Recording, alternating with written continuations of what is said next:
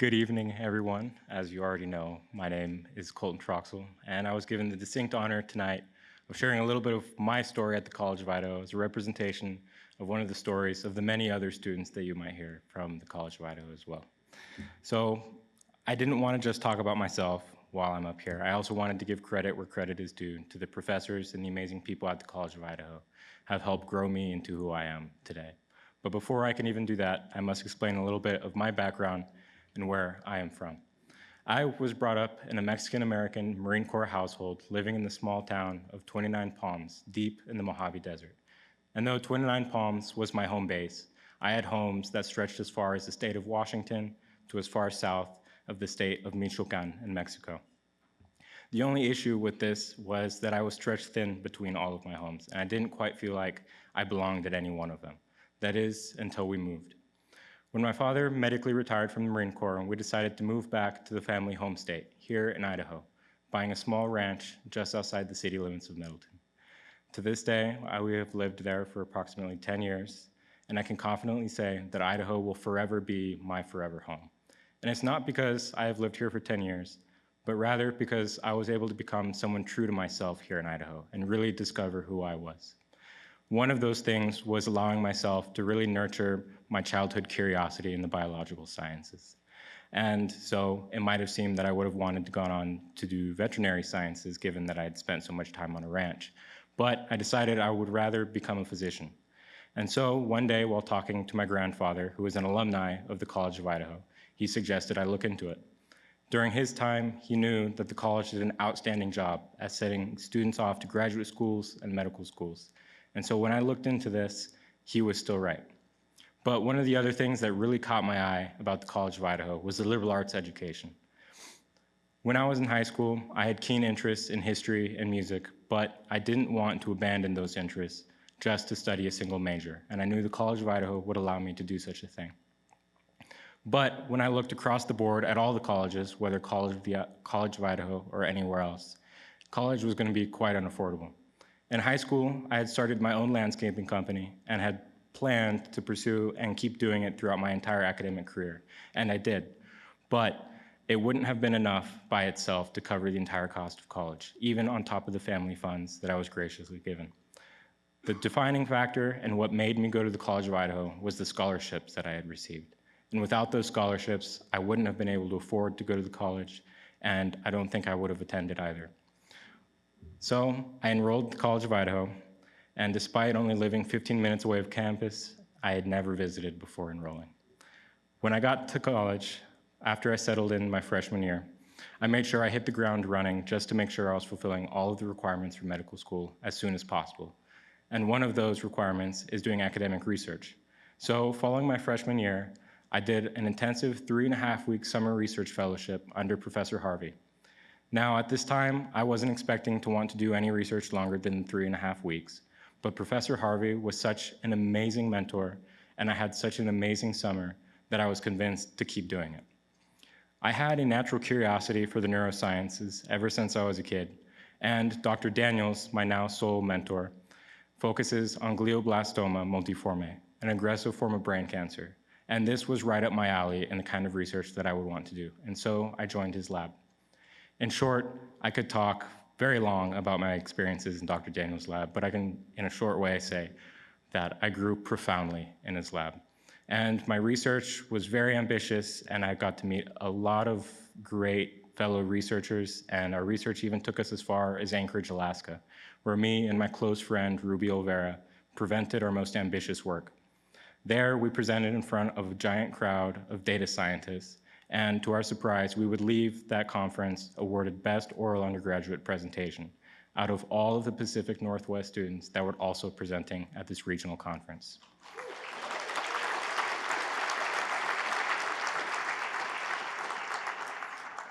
Upon returning back to the College of Idaho, Dr. Daniels, Ruby, and I decided it would be best that we publish our results, and so we did.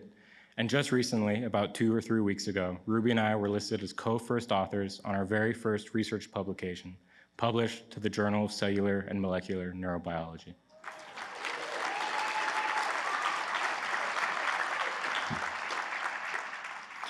At this point in my academic career and research journey, I knew I didn't just want to be a physician anymore. I wanted to be a physician scientist, bridging the gap between neuroscience research and translating it directly to the bedside of patients.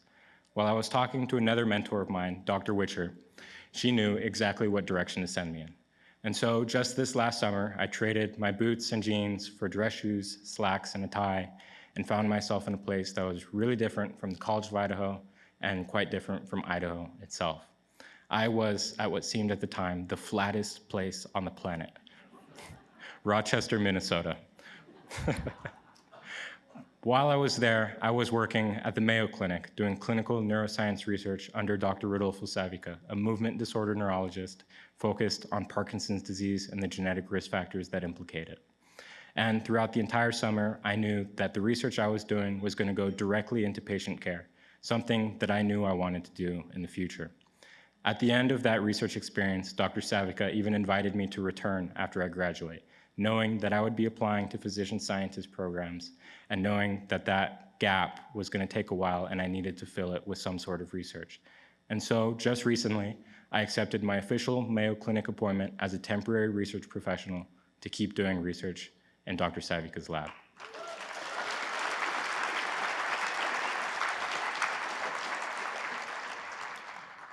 Though I did have to trade a little bit of my formal attire, and if you were at the board meeting, you saw kind of what that actually looks like. It's everyday boots, jeans, button up, and a hat. Though I had to trade that in, I made sure to stay true to myself, and as Doug mentioned, I wore my hat everywhere in Rochester too, whether it was in the clinic or it was outside. Many of my colleagues and new friends that I made were from major institutions along the East Coast and major metropolitan areas. I was the first person from west of the Rockies that they had ever met. And so I wanted to make sure I brought a little bit of Idaho to them as well. So I took them to their very first rodeo at the Olmsted County Fair.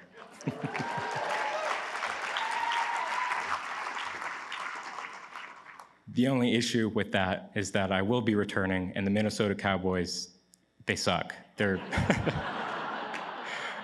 not nearly as good as the Idaho Cowboys, and it'll certainly be something I miss when I return. No matter what, though, whether the prestige of Mayo or the fact that the Minnesota Cowboys suck, I will always remember that the College of Idaho and the professors and the faculty were the reason I was able to do such an amazing experience, because without their mentorship, I would have never been able to do something like that. But aside from research, I had several other journeys at the college as well, and one of those being the musical one. In high school, I was a self-taught musician, teaching myself how to play accordion, piano, and rhythm guitar so I could obviously play my own country music. But when I got to the college, I wanted a little bit more of a formal training and more classical one. And so rather than picking an instrument that I could fit in my backpack or put in the basement of my house or something, I chose the pipe organ. If you know, those things sometimes don't fit in some buildings. So now I have to travel to campus to go practice, but that's okay. I can accredit almost all of my musical growth to Dr. Andrew Gaddis, who is both a professional mentor of mine and an organ mentor of mine. And if you don't already know, he is also Dean of Faculty at the college and sole professor of organ.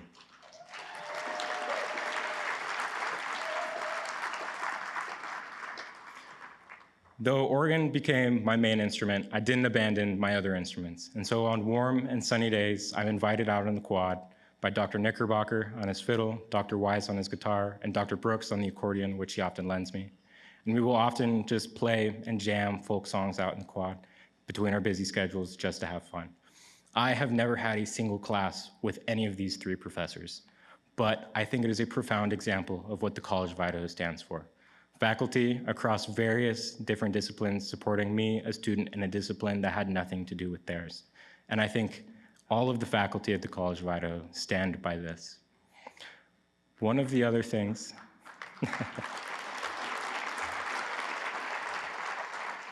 that I wanted to do tonight was to talk less about myself and really give some recognition to the amazing faculty on campus that have really shaped me into who I am.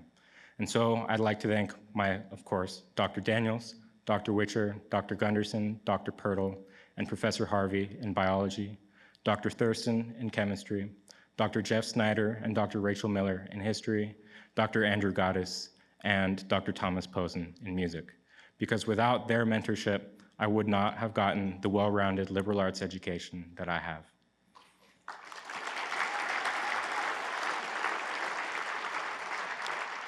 But it doesn't feel fair just to name a couple of professors, because I know that many of the other professors across campus have also had a profound impact on many other students' lives. And so I must thank the entire biology department, chemistry, history, psychology, music, and various of the other humanities that really cultivate the liberal arts education that we were all able to receive. But I was not able to have this education without all the people who are in here. The scholarships that I have been given were the reason that I attended the College of Idaho and are the reason that I know many other students were able to attend the College of Idaho. And so I'd like to personally thank Candy Dale for the scholarship that I have received and Catherine Albertson for that scholarship as well.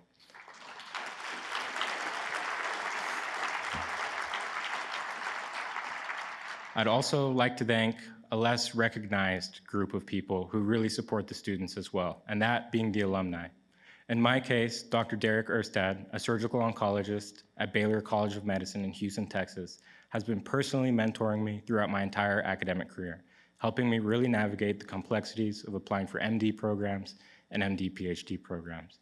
I know without the alumni and their help, many other students would be quite confused going off into their future careers. And so I would like to recognize that those alumni are also a profound help to many of us.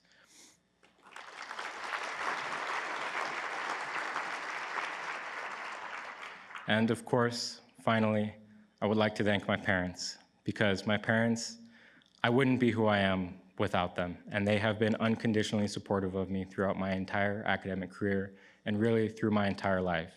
And I truly hope that they know how much I love them and how much they have really helped me grow to who I am today.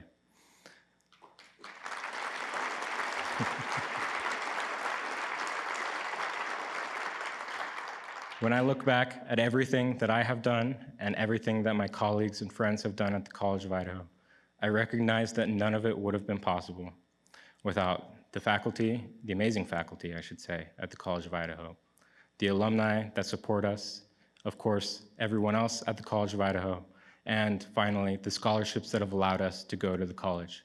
I truly believe that these scholarships have allowed students to achieve a level of knowledge that they wouldn't have received anywhere else, and they would have been wasted potential if they hadn't had gone to the College of Idaho.